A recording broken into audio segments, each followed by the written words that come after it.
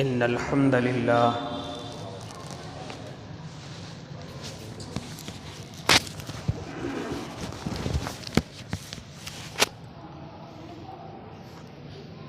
الحمد لله رب العالمين والعاقبة للمتقين والصلاة والسلام على سيد الأنبياء والمرسلين وعلى آله وأصحابه وأزواجه وذرياته أجمعين.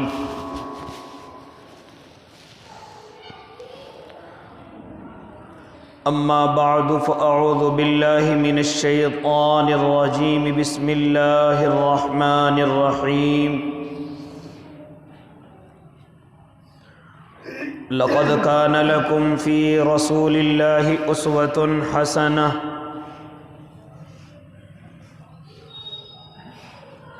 صدق الله العظيم وصدق رسوله النبي الكريم ونحن على ذلك من الشاهدين والشاكرين والحمد لله رب العالمين.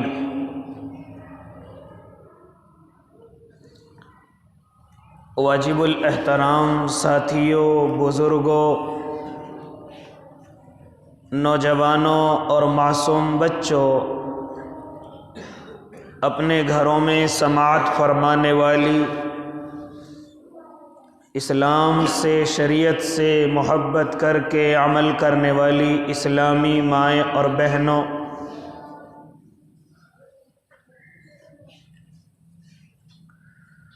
آپ حضرات بخوبی جانتے ہیں کہ آپ کے روبرو میرے اور آپ کے آقا محمد عربی صلی اللہ علیہ وسلم کی سیرت طیبہ بیان ہو رہی ہے. گزشتہ کئی ہفتوں سے امہات المؤمنین، ازواج مطہرات، یعنی میرے اور آپ کے آقا کی زوجہ محترماؤں کے تذکرے آپ حضرات کے گوشے گزار ہیں. میرے اور آپ کے آقا نے اپنی زندگی کے اندر 11 نکاح فرمائے. ان میں سے 5 ازواج کا تذکرہ آپ حضرات کی خدمت میں پیش ہو چکا ہے. اس ہفتے ارادہ ہے کہ آپ کی چھٹی زوجہ محترمہ حضرت ام سلمہ رضی اللہ تعالی عنہا کا تذکرہ آپ حضرات کے گوشے گزار ہو جائے. یہ حضرت ام سلمہ رضی اللہ تعالی عنہا مخزومی ہیں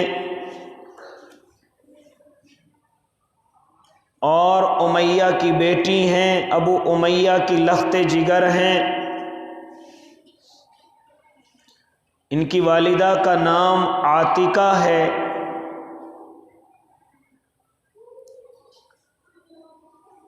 ابتدائے اسلام کے اندر جب میرے اور آپ کے آقا اسلام کی دعوت کو لے کر کے آگے بڑھے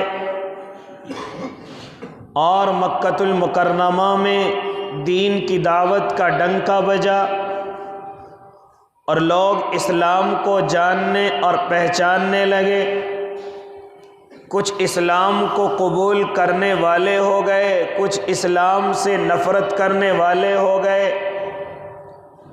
اسلام قبول کرنے والوں کی تعداد ابھی کم ہے، جو نفرت کرنے والے ہیں ان کی تعداد زیادہ ہے.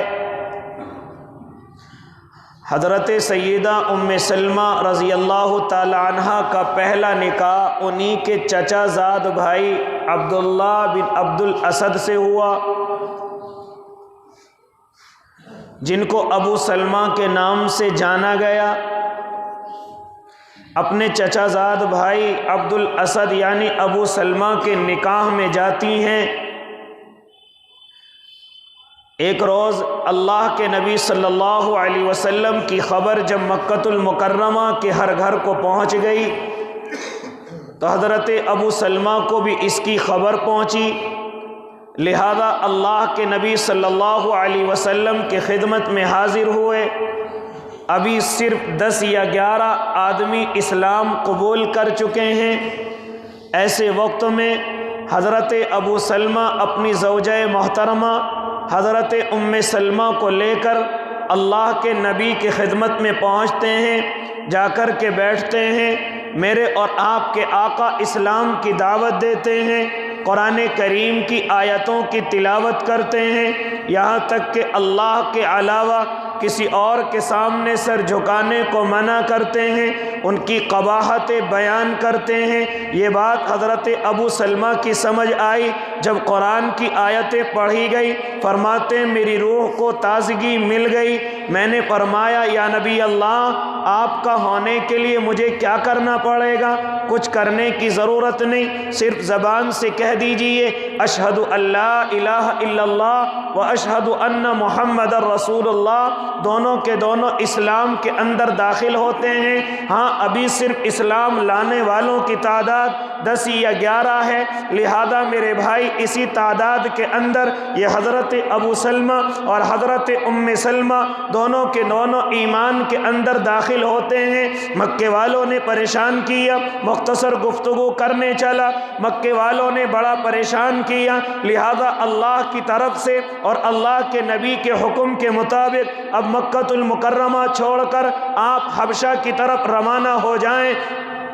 لہذا یہ سب سے پہلا قافلہ جو بالکل مختصر انسانوں کا ہے، 10 یا 12 انسان ہیں جو اللہ کے نبی کے حکم کے مطابق حبشہ کی طرف روانہ ہوتے ہیں، جا کر کے وہاں اپنا وقت گزارتے ہیں۔ اب ان کو خبر پہنچتی ہے کہ مکے والوں نے صلح کر لی ہے، لہذا اب تم واپس لوٹ کر کے آ جاؤ۔ چنانچہ یہ قافلہ پھر واپس آیا، لیکن مکے میں کیا دیکھتا ہے؟ یہ نفرتیں اور زیادہ بڑھ چکی ہیں، مصیبتیں اسلام والوں پر چاروں طرف سے آ رہی ہیں، لہذا وہ خبر صحیح نہیں ہے۔ اب میرے اور آپ کے آقا نے ایک اور قافلہ تیار کیا، کیونکہ اسلام لانے والوں کی تعداد بڑھ چکی ہے، ایمان والوں کی تعداد بڑھ چکی ہے۔ اب دوسرا قافلہ، ہاں 83 اس کے اندر مرد ہیں اور 17 یا 20 اس کے اندر عورتیں ہیں، لہذا یہ قافلہ پھر دوبارہ سے حبشہ کی طرف روانہ ہوا ہے۔ اس میں حضرت ابو سلمہ بھی ہیں، اس میں حضرت ام سلمہ بھی ہیں، لہذا یہ دونوں کے دونوں اللہ کے نبی کے دیوانے، اللہ کے نبی پر ایمان لانے والے، یہ دونوں کے دونوں حبشہ کی طرف روانہ ہوتے ہیں۔ ہاں میرے بھائی، اسی قافلے کے اندر کہ جس میں حضرت جعفر طیار بھی ہیں، جس میں بڑے بڑے صحابہ ہیں، جس میں بڑے بڑے اللہ کے نبی پر ایمان لانے والے اللہ کے دیوانے ہیں، لہذا یہ 83 مردوں کا قافلہ پھر حبشہ کی طرف روانہ ہوا ہے۔ وہ ساری روداد آپ کے سامنے ہیں کہ وہ پیچھے سے حضرت عمر ابن عبدالعاص اور اسی طریقے سے اس کے علاوہ عبداللہ ابن ربیعہ، یہ دونوں کے دونوں پیچھے سے وہاں پر پہنچے ہیں۔ وہاں آپس میں بحث و مباحثہ ہوا ہے، نجاشی کو جا کر کے ہدیے دیے ہیں، جو حبشے کا بادشاہ ہے اس کو جا کر کے کہا ہے کہ کچھ بھگوڑے تمہارے ملک میں آ گئے ہیں، لیکن جیسے ہی حضرت جعفر طیار نے ان کو پوری کہانی بتلائی اور اپنے ایمان کی دعوت دی تو نجاشی بھی ایمان کے اندر داخل ہو گیا تھا۔ وہ بڑی لمبی گفتگو آپ حضرات کے سامنے بارہا آتی ہے۔ حضرت ام سلمہ نے بھی کئی روایتیں اور کئی روداد وہاں سے نقل کی ہیں، لیکن اس کا موقع نہیں، آپ مختصر طریقے سے سنتے چلے جائیں۔ میرے اور آپ کے آقا کی طرف سے حکم ملا، آپ ہجرت کر کے حبشہ چلے جائیں۔ یہ قافلہ ہجرت کر کے حبشہ کی طرف روانہ ہوا، لیکن پھر یہ دوبارہ سے مکۃ المکرمہ کے اندر آیا۔ اب یہ قافلے کے اندر حضرت ام سلمہ بھی ہیں اور حضرت ابو سلمہ بھی ہیں۔ یہ جو سلمہ ان کا بیٹا ہے، یہ مکۃ المکرمہ میں نہیں، مدینۃ المنورہ میں نہیں، بلکہ یہ بیٹا حبشے کے اندر ہی اس دنیا کے اندر آیا ہے۔ یعنی حضرت سلمہ مکۃ المکرمہ میں پیدا نہیں ہوئے، بلکہ اسی حبشہ کی سرزمین پر پیدا ہوئے ہیں۔ اس لیے ان دونوں نے اپنی کنیت ام سلمہ اور ابو سلمہ رکھ لی ہے۔ آپ سمجھتے ہوں گے یہ ام سلمہ، یہ ابو سلمہ کیا لفظ ہیں؟ جیسے ہمارے گھروں میں کہہ دیتے ہیں او فلاں کے ابو، او سلمہ کے ابو، او فلاں کے ابو، اس کو عربی میں ابو سلمہ اور ام سلمہ کہہ دیا جاتا ہے۔ آواز نہیں لگاتی شوہر اپنی بیوی کو یا بیوی اپنے شوہر کو کہ فلاں کے ابو، تو اس طریقے سے انہوں نے اپنی کنیت اسی طریقے سے رکھ لی، ابو سلمہ ام سلمہ، یعنی سلمہ کے ابو، ام سلمہ یعنی سلمہ کی امی، یہ ان کے ترجمے کیے جاتے ہیں۔ اس لیے میرے بھائی، یہ حضرت سلمہ وہیں حبشے کی سرزمین پر پیدا ہوئے۔ اب وہ جو خبر پہنچی ہے اس خبر کے بعد یہ مدینۃ المنورہ نہیں بلکہ مکۃ المکرمہ کے اندر دوبارہ آ جاتے ہیں۔ اب پریشانیاں اور زیادہ ہیں، مصیبتیں اور زیادہ ہیں، لہذا میرے اور آپ کے آقا کا حکم ہوتا ہے اب تم مکۃ المکرمہ چھوڑ کر مدینۃ المنورہ روانہ ہو جاؤ، یعنی اب ہجرت کرنے کا جو مقام ہے وہ مدینۃ المنورہ ہے، وہاں کے لوگوں سے گفتگو ہو گئی ہے، لہذا اب مکے کے اندر جتنے بھی اسلام لانے والے ہیں، جتنے بھی اسلام کے سپاہی ہیں، وہ مکۃ المکرمہ چھوڑ دیں اور مدینۃ المنورہ روانہ ہو جائیں۔ میں لمبی گفتگو نہیں بلکہ صرف اتنا بتلاتا ہوں کہ حضرت ابو سلمہ اور حضرت ام سلمہ اپنے بیٹے سلمہ کو لے کر یہ بھی مکۃ المکرمہ کی طرف روانہ، مکۃ المکرمہ سے روانہ ہوتے ہیں مدینۃ المنورہ کی طرف۔ ہاں، بڑا کسی نے حال لکھا ہے، بڑی مصیبتیں لکھی ہیں، بڑی پریشانیاں بیان کی گئی ہیں۔ حضرت ام سلمہ فرماتی ہیں کہ ہم نے بھی ارادہ کیا کہ ہم مکۃ المکرمہ چھوڑ دیں، ہم مدینۃ المنورہ کی طرف روانہ ہو جائیں، لہذا ہم نے ایک اونٹ خریدا۔ حضرت ابو سلمہ نے اپنی بیوی ام سلمہ کو اور اپنے بیٹے سلمہ کو دونوں کو اونٹ پر بٹھایا اور نکیل پکڑ کر کے چلنے لگے، یہاں تک کہ مدینہ بالکل قریب آ گیا۔ اب مدینے کے لوگوں نے، اب چاروں طرف سے لوگ آ گئے، مکے کے لوگوں نے ان کو گھیر لیا اور گھیر کر کے کہا او ابو سلمہ کہاں جا رہے ہو؟ کہا کہ اپنی بیوی اور بچوں کو لے کر مدینۃ المنورہ جا رہا ہوں۔ کہا کہ تم ہماری بیٹی کو اس طرح نہیں لے جا سکتے، لہذا تم کہیں بھی جاؤ لیکن ہماری بیٹی ام سلمہ کو ہم جانے نہیں دیں گے۔ لڑائی اور جھگڑے کی نوبت پیش آئی، نتیجہ یہ نکلا کہ بیٹی کو حضرت ابو سلمہ سے چھین لیا گیا اور کہا کہ یہ بیٹی واپس اپنے گھر جائے گی، تمہارے ساتھ مدینۃ المنورہ نہیں جا سکتی۔ لہذا حضرت ابو سلمہ مدینے کی طرف روانہ ہونے لگے، کیونکہ بیٹی کو واپس مکۃ المکرمہ کی طرف لے جایا جا رہا ہے، اور ان کی گود میں جو حضرت سلمہ ہیں ان کو بھی واپس مکۃ المکرمہ لے جایا جا رہا ہے۔ لہذا حضرت ابو سلمہ مدینے کی طرف روانہ ہوتے ہوئے فرماتے ہیں اے میری زوجہ محترمہ، اے میری لخت جگر، اسلام کے دامن کو نہ چھوڑنا، میں تو مدینۃ المنورہ اکیلا جا رہا ہوں، لیکن جب تم مکے کے اندر پہنچ جاؤ اور یہ لوگ تم پر ظلم کریں، یہ لوگ تم پر تشدد کریں، تم ایمان سے ہاتھ نہ دھونا، اللہ کے نبی کی محبت کو اپنے دل سے نہ نکالنا۔ یہ ایک شوہر اپنی بیوی کو نصیحت کر رہا ہے، یہ ایک شوہر اپنی بیوی کو جاتے ہوئے کہہ رہا ہے، کیونکہ واپس آنے کا کوئی راستہ نہیں ہے، مدینے سے واپس آنے کا ابھی کوئی راستہ طے نہیں ہوا ہے۔ لہذا کیا فرما رہے حضرت ابو سلمہ، اے میری محترمہ، تم مکۃ المکرمہ کے اندر واپس جا رہی ہو، اگر یہ لوگ تم پر ظلم بھی کریں تب بھی ایمان سے ہاتھ نہ دھونا، تب بھی اسلام کو اپنی زندگی سے جانے نہ دینا، یہ چاہے تم پر کتنا ہی ظلم کریں۔ حضرت ام سلمہ فرماتی ہیں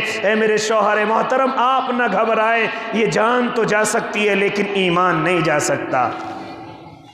یہ حضرت ام سلمہ کے الفاظ ہیں جب شوہر اور بیوی دونوں جدا ہو رہے ہیں، ایک مدینے میں جا رہا ہے اور دوسرے مکے کے لوگ ان کو واپس مکے کے اندر لا رہے ہیں۔ حضرت سلمہ ابھی گود کے اندر ہیں، لہذا جیسے ہی مکے کے قریب حضرت ام سلمہ کو لے کر کے پہنچے، اب حضرت ابو سلمہ کے گھر والے آ گئے اور وہ کہنے لگے یہ بیٹی تمہاری ہے لیکن اس کی گود میں جو بیٹا یہ ہمارا ہے، لہذا تم اپنی بیٹی کو جہاں چاہے لے جاؤ، لیکن یہ بیٹا ہمارا ہے، یہ ہمارے خاندان کا ہے، لہذا اس کو ہمیں دے دو۔ لہذا اب ادھر سے وہ زبردستی کر رہے ہیں، ادھر سے یہ زبردستی کر رہے ہیں۔ حضرت ام سلمہ فرماتی ہیں میرے بیٹے کو ایک قبیلے والے ادھر سے کھینچ رہے ہیں، ہاں میرے سسرال والے، میرے میکے والے ادھر سے کھینچ رہے ہیں، اور میرے سسرال والے ادھر سے کھینچ رہے ہیں، لہذا اس کھینچنے میں میرے بیٹے کا ہاتھ اتر گیا۔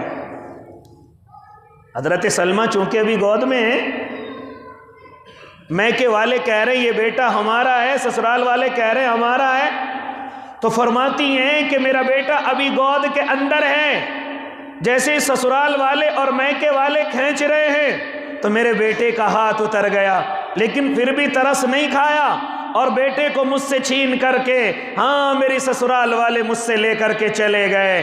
اب میں اپنے شوہر کے بغیر ہو گئی، اب میں اپنے بیٹے کے بغیر ہو گئی جو میری گود کے اندر ہے، ہاں جو میری پرورش کا، ہاں میری پرورش کی اس کو زیادہ ضرورت ہے، لیکن میرے بیٹے کو بھی مجھ سے جدا کر لیا گیا، میرے بیٹے کو بھی مجھ سے چھین لیا گیا، اور چھیننے میں کیا ہوا، میرے بیٹے کا ہاتھ اتر گیا، میرے بیٹے کا ہاتھ ٹوٹ گیا۔ لہذا میرے بھائی حضرت ام سلمہ فرماتی ہیں یہ حالت مجھ سے دیکھی نہ گئی، وہ میرے لخت جگر کو لے کر کے جا رہے لیکن میرے آنسوؤں کا ذرا سا خیال نہیں۔ فرماتی ہیں ایک سال مسلسل میں مکے سے باہر آ کر ایک پہاڑ پر آ کر کے روتی ہوں، شاید میرا شوہر آتا ہوا نظر آ جائے، شاید میرے بیٹے کو کوئی لاتا ہوا نظر آ جائے۔ ایک سال اسی حالت میں گزرا ہے، آپ روزانہ روتی ہیں، لہذا ایک سال کی مدت اسی طریقے سے گزر گئی۔ خاندان والوں میں چچا کے بیٹے کو ترس آیا اور اپنے خاندان والوں کے پاس پہنچا اور جا کر کے کہا ارے کیوں ام سلمہ پر اتنا ظلم کرتے ہو، کیوں ان کے بیٹے کو اس سے دور رکھتے ہو، کیوں ان کو شوہر سے دور رکھتے ہو۔ لہذا جیسے یہ گفتگو ان کی زبان میں پہنچی، ان کے کانوں کے اندر پہنچی، ان کو بھی تھوڑا سا رحم آیا اور انہوں نے اجازت دے دی کہ ام سلمہ اپنے شوہر کے پاس جا سکتی ہیں۔ لہذا گھر والوں نے اجازت دے دی کہ ہماری بیٹی اپنے شوہر کے پاس جا سکتی ہے۔ لہذا پھر یہی خبر جہاں ان کا بیٹا سلمہ موجود ہے وہاں پر پہنچی کہ کیوں تم ایک بیٹے کو اپنی ماں سے دور رکھتے ہو۔ لہذا ان کو بھی رحم آیا اور بیٹا لا کر کے حضرت ام سلمہ کو دے دیا۔ حضرت ام سلمہ فرماتی ہیں میں اکیلی تنہا اپنے لخت جگر کو اپنی گود میں لے کر کے ایک اونٹ خرید کر کے میں بالکل تنہا مکے سے مدینہ کی طرف روانہ ہوئی ہوں۔ ہاں کوئی گاڑیوں کا انتظام نہیں ہے، صرف بیابان سنگلاخ وادیاں ہیں، ہاں ان وادیوں میں حضرت ام سلمہ فرماتی ہیں میں اکیلی تنہا اپنے بیٹے کے ساتھ مکہ المکرمہ چھوڑ کر مدینہ المنورہ کی طرف روانہ ہونے لگی۔ لہذا ابھی 3-4 میل کی طرف پہنچی ہوں، کوئی ڈر نہیں، کوئی خوف نہیں، مجھے اللہ کا حکم ماننا ہے، مجھے مدینہ جانا ہے، اور مدینہ کا سفر آج بھی تقریباً 450 کلومیٹر کا سفر ہوتا ہے مکے سے مدینہ کا۔ اس پر اکیلی اپنے معصوم بچے کو گود میں لے کر تنہا چل پڑی ہیں اللہ اور اس کے رسول کی محبت میں۔ فرماتی ہیں حضرت ام سلمہ جیسے میں 3-4 میل کے فاصلے پر پہنچتی ہوں تو مجھ پر ایک اللہ کے نیک بندے عثمان بن طلحہ کی نظر پڑتی ہے۔ وہ آواز لگاتے ہیں کہ بنو امیہ کی بیٹی ہو؟ میں نے کہا کہ جی ہاں میں بنو امیہ کی بیٹی ہوں۔ لہذا عثمان بن طلحہ کہتے ہیں تنہا کہاں چلی ہو؟ حالانکہ ابھی ایمان کے اندر نہیں آئے، ابھی اسلام کے اندر داخل نہیں ہوئے۔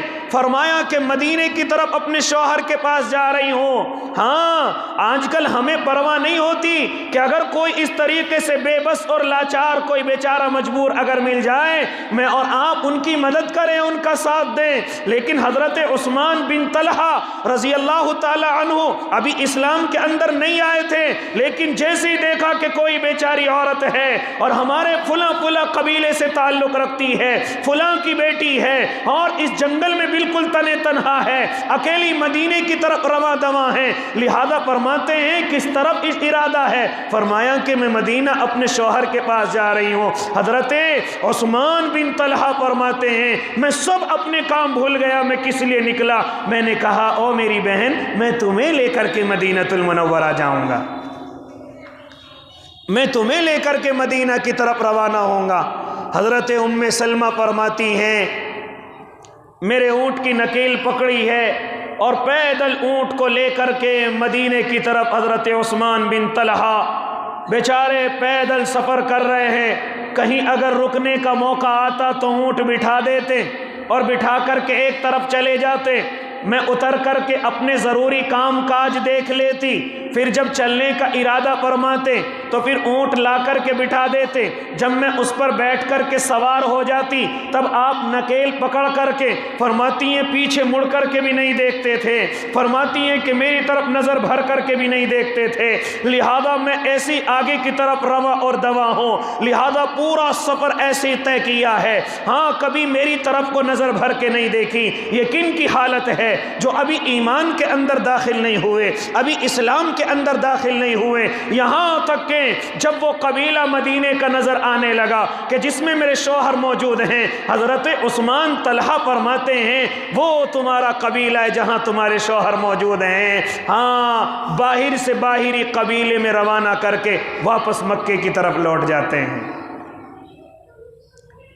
میرے اور آپ جیسا ہوتا تو کئی دن کی تو مہمان نوازی کراتا، کئی دن جا کر کے ان کے گھر پر ان کو احسان بتلاتا کہ میں اتنی دور سے آپ کی بیٹی کو، آپ کی بیوی کو لے کر کے آ رہا ہوں، لیکن نہیں، مکے سے چلے ہیں اور مدینہ سے پہلے ہی واپس چل دیے، نہ کھانا نہ بیٹھنا نہ کچھ، ایسے ہی واپس چل دیے۔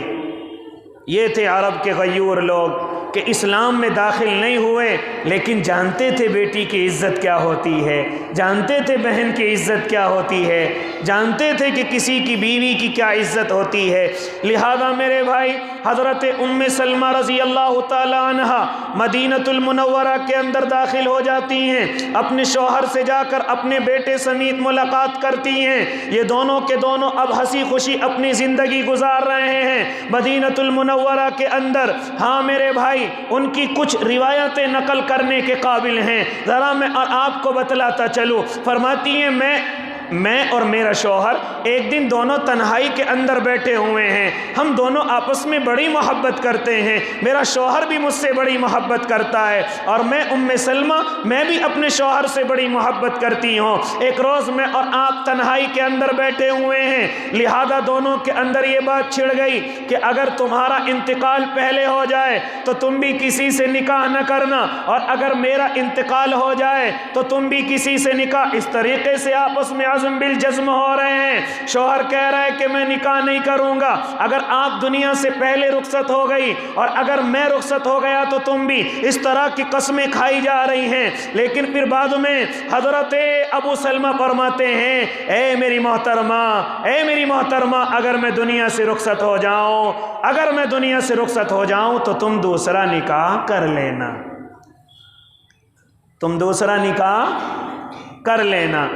یہ مجھے اور آپ کو بھی سبق ہے، اس طریقے کی قسمیں کھانے کی شریعت میں ضرورت نہیں ہے کہ شوہر اور بیوی دونوں آپس میں قسمیں کھائیں کہ میرے بعد تم بھی نکاح نہ کرنا اور تمہارے بعد میں بھی نکاح نہیں کروں گی۔ اس طرح کی باتیں شریعت کے اندر ضروری نہیں سمجھی جاتی۔ ہاں اگر اس طرح کا کسی کے پاس حادثہ پیش آ جائے تو وہ اپنے اندر دیکھے، اگر برداشت کر سکتا ہے تو نکاح نہ کرے، لیکن اگر اس کو معلوم ہے کہ ایمان کے اندر کوئی خطرہ آ سکتا ہے، نظروں میں کوئی بدگمانی آ سکتی ہے، دل کے اندر کوئی گناہ کی اجازت ہو سکتی ہے، تو ایسے شوہر کو چاہیے کہ نکاح کر لے، اور ایسی عورت کو بھی چاہیے کہ وہ بھی اپنا نکاح کر لے۔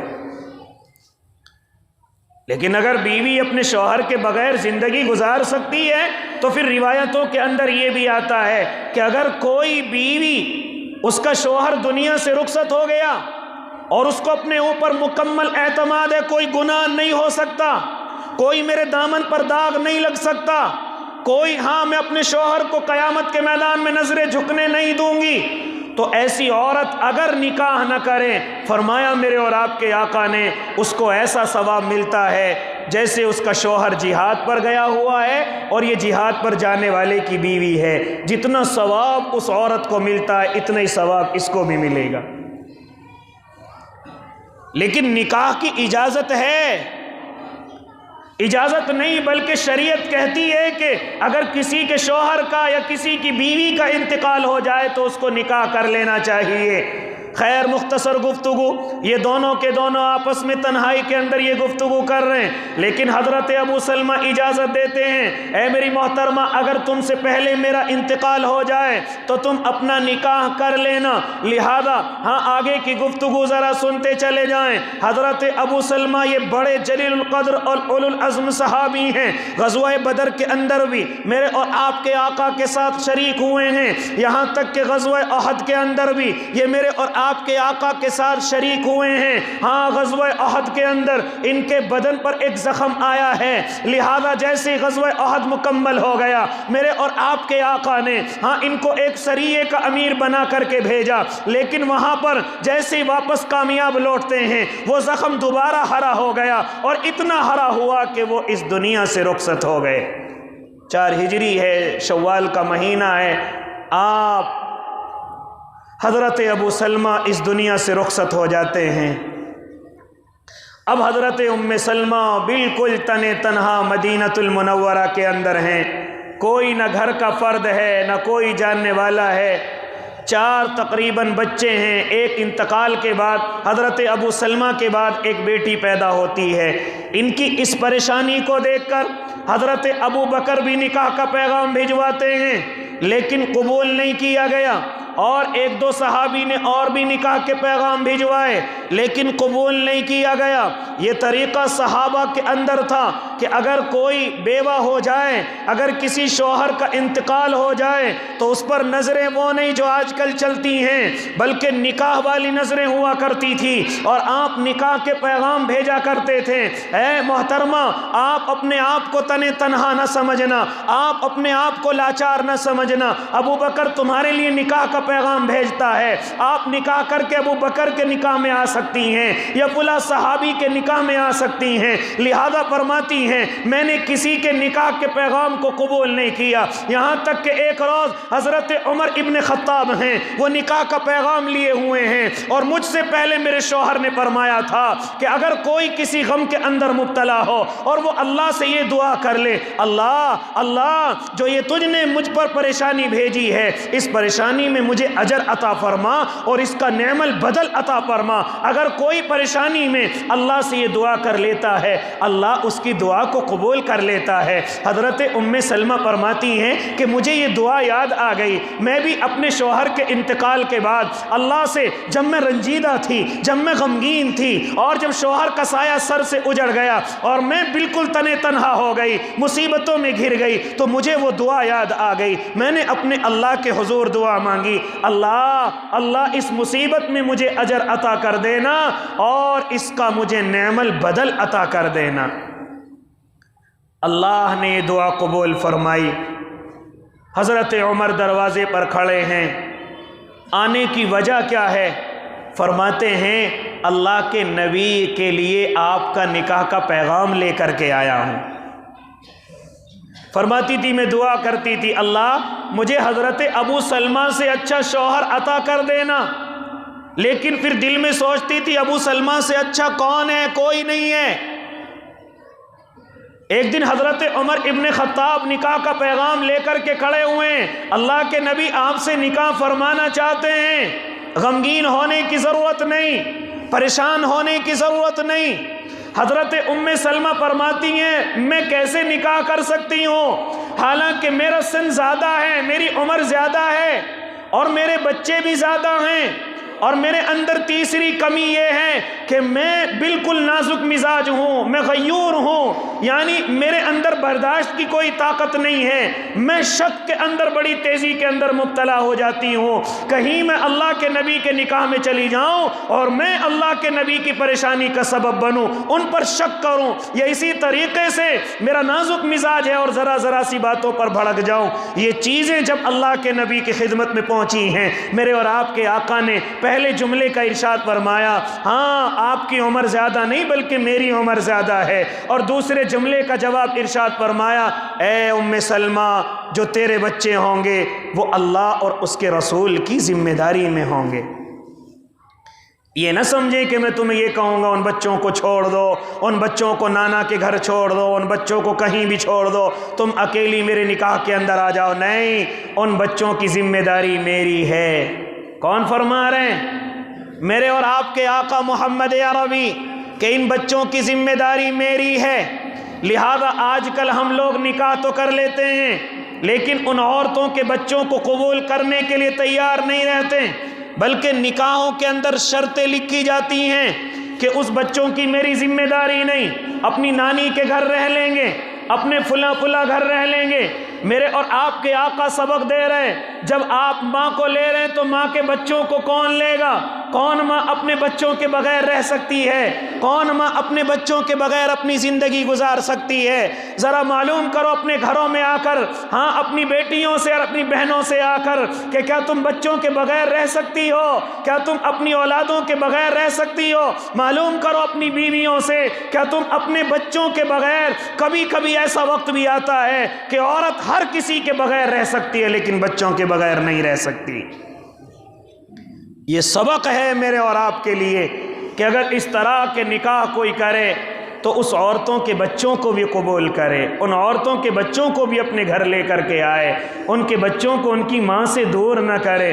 ہم نے تو یہاں تک بھی دیکھا ہے اور سنا ہے کہ بچے سے اگر ماں بعد میں مل لیتی ہے تو اس پر بھی بکھیڑے کھڑے کیے جاتے ہیں، تو اپنے پچھلے بچوں سے کیوں ملتی ہے؟ تو اپنے بچوں کے پاس کیوں جاتی ہے؟ کیوں ان سے فون پر باتیں کرتی ہے؟ اس طریقے کی حرکتیں آج ہمارے معاشرے میں ہو رہی ہیں، لیکن میرے اور آپ کے آقا سبق دے رہے، اے ام سلمہ جو تمہارے بچے ہیں وہ میرے بچے ہیں، لہذا ان کی ذمہ داری اللہ اور اس کے رسول کی ہے، لہذا ان کی کفالت کی ذمہ داری، ان کی پرورش کی ذمہ داری ہاں اللہ اور اس کے محبوب کی ہے۔ مجھے اور آپ کو بھی سبق ہے کہ اگر اس طرح کا نکاح فرمایا جائے اور اس عورت پر پچھلے شوہر سے بچے ہیں ان کو بھی قبول کیا جائے، ان کو بھی ماں کے قریب رکھا جائے، ان کو ماں سے دور نہ رکھا جائے۔ لہذا میرے اور آپ کے آقا نے جواب دے دیا، اللہ اور اس کے رسول ہاں تمہاری بچوں کے کفیل ہیں، تمہاری بچوں کے ذمہ دار ہیں، لہذا ام سلمہ گھبرانے کی ضرورت نہیں ہے۔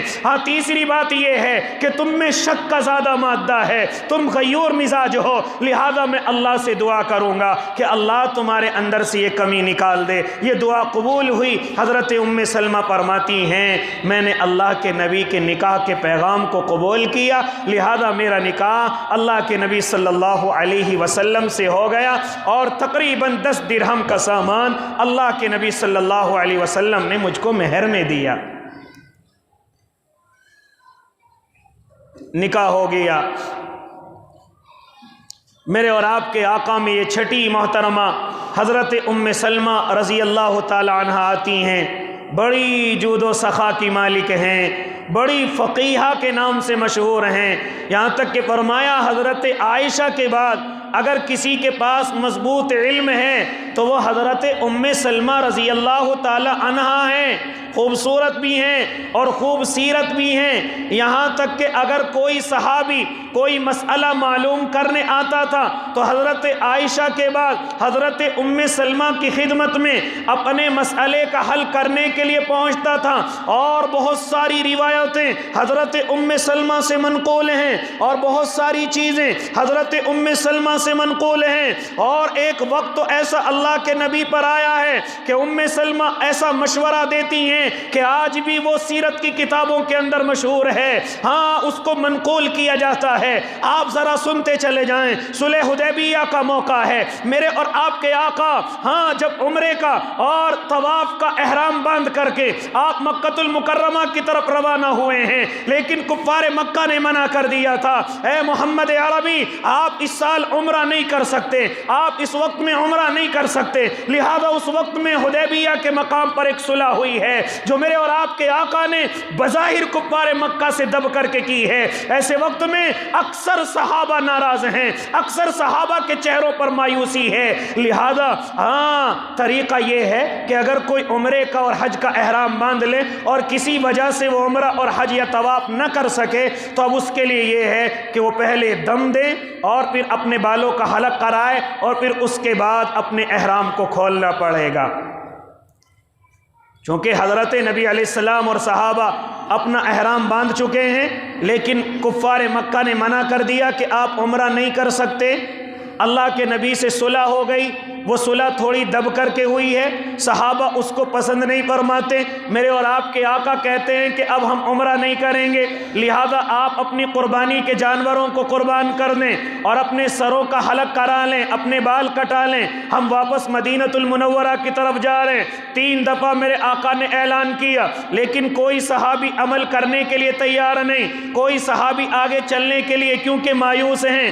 آپ علیہ الصلاۃ والتسلیم بھی مایوس ہو کر کہ صحابی اعلان نہیں سن رہے ہیں، اللہ کے نبی اپنے خیمے میں پہنچتے ہیں، حضرت سلمہ کی خدمت میں پہنچتے ہیں، مایوس ہیں۔ حضرت سلمہ فرماتی ہیں یا نبی اللہ آپ کیوں مایوس ہیں؟ فرمایا کہ میں لوگوں سے اعلان کر چکا ہوں کہ وہ قربانی کر لیں، اپنے احرام کو اپنے بال اتروا کر کے کھول لیں، لیکن میری کوئی بات نہیں مان رہا ہے۔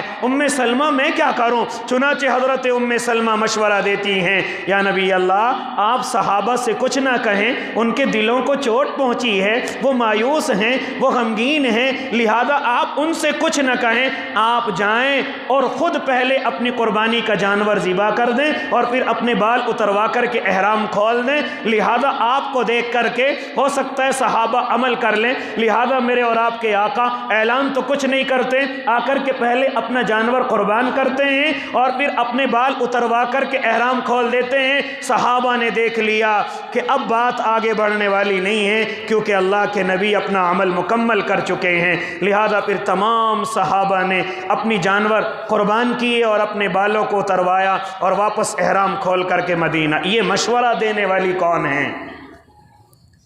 یہ حضرت سلمہ رضی اللہ تعالی عنہا ہیں۔ اس لیے میرے بھائی یہی حضرت سلمہ ہیں کہ جو اللہ کے نبی کی خدمت میں حاضر ہو کر کے عرض کرتی ہے یا نبی اللہ یہ مرد حضرات تو جہاد کے میدانوں میں جا کر شہید ہوتے ہیں اور بڑا بڑا ثواب اور مال غنیمت حاصل کرتے ہیں، ہم عورتوں کے لیے کچھ نہیں ہے۔ یہ تمام کے تمام مرد حضرات مسجدوں کے اندر جا کر کے نماز با جماعت پڑھتے ہیں، ہم عورتیں صرف اپنے گھروں کے اندر رہتی ہیں، ہمیں ثواب کے اندر شاید کوئی کمی ہو جاتی ہو۔ کیا فرمایا تھا میرے اور آپ کے آقا نے؟ اے سلمہ اگر تمہارا شوہر جہاد پر گیا ہوا ہے اس کو زیادہ ثواب ہے تو سن لو، میں تمہیں ثواب کی فضیلتیں بتلا رہا ہوں، عورت کے لیے بھی اللہ نے کوئی کم ثواب نہیں رکھا ہے۔ فرمایا کہ اگر عورت حاملہ ہو جائے ہاں اس کی وجہ سے اس کو پریشانی ہوتی ہے، یا اسی طریقے سے جب بچہ دنیا میں آتا ہے تو اس کی وجہ سے عورت کو پریشانی ہوتی ہے۔ فرمایا کئی عربی غلام آزاد کرنے کا ثواب ملتا ہے۔ حمل کی حالت میں اگر عورت راتوں کو کراہتی ہے یا پریشانی کی وجہ سے اس کی زبان سے درد کے اور شدت کی آواز آتی ہیں تو میرا اور آپ کا اللہ ان آوازوں کے بدلے سبحان اللہ اور الحمدللہ کا ثواب عطا کرتا ہے۔ آپ نے عورتوں کو دیکھا ہوگا کہ جب بیچاری حمل سے ہوتی ہیں بڑی پریشان رہتی ہیں اور دقتوں کی وجہ سے ان کی زبانوں سے الفاظ نکلتے ہیں، لیکن جانتے ہو ان الفاظوں پر اللہ سبحان اللہ اور الحمدللہ کے ثواب عطا کرتا ہے۔ حالانکہ وہ سبحان اللہ نہیں کہہ رہی ہیں، حالانکہ وہ الحمدللہ نہیں کہہ رہی ہیں، صرف دردوں کی وجہ سے، پریشانیوں کی وجہ سے کرا رہی ہیں، میرا اور آپ کا اللہ ان کو سبحان اللہ اور الحمدللہ کا ثواب عطا کر رہا ہے، جنت کے اندر ان کے درخت لگا رہا ہے۔ یہاں تک کہ فرمایا کہ اگر کوئی عورت بچے کی پریشانی کی وجہ سے اس دنیا سے رخصت ہو جائے تو اللہ اس کو شہادت کا درجہ عطا کرتا ہے، یعنی کل اللہ اس کو شہیدوں کے اندر، ان کی صفوں کے اندر اس کو کھڑا کرے گا۔ اور فرمایا جب عورت اس دنیا کے اندر بچے کو لانے کی وجہ سے پریشان ہوتی ہے تو اللہ ایک عربی النسل غلام آزاد کرنے کے برابر اس کو ثواب عطا کرتا ہے۔ یہ حضرت ام سلمہ کی باتوں پر میرے اور آپ کے آقا فضیلت بیان فرما رہے ہیں۔ لہذا میرے بھائی مختصر یہ کہ اللہ کے نبی صلی اللہ علیہ وسلم کے نکاح میں سب سے زیادہ عمر پانے والی یہی زوجہ محترمہ حضرت ام سلمہ ہیں۔ تقریباً ان کی عمر 81 یا 84 سال کی عمر ہوئی ہے۔ آپ اس دنیا سے رخصت ہوتی ہیں۔ روایتوں کے اندر تو یہ بھی آتا ہے کہ جب ان کو خبر پہنچتی ہے کہ حضرت امام حسین شہید ہو گئے تو اس خبر کو سن کر کے اتنا رنج اور غم ان کے دل کے اندر آتا ہے کہ اس دنیا سے رخصت ہو جاتی ہیں۔ پھر حضرت ابو ذر غفاری رضی اللہ تعالی عنہ ان کی نماز جنازہ پڑھاتے ہیں اور آپ جنت البقیع کے اندر مدفون ہوتی ہیں۔ تقریباً 84 سال کی عمر ہے جب آپ اس دنیا سے رخصت ہوتی ہیں۔ آپ کی بیویوں میں سب سے زیادہ عمر اگر کسی کی ہوئی ہے تو وہ یہی حضرت ام سلمہ رضی اللہ تعالی عنہا ہیں۔ اللہ مجھے بھی اور آپ کو بھی عمل کی توفیق دے دے۔ جنہوں نے سنت نہیں پڑھی وہ سنتیں پڑھ لیں۔ وآخر دعواہم ان الحمدللہ۔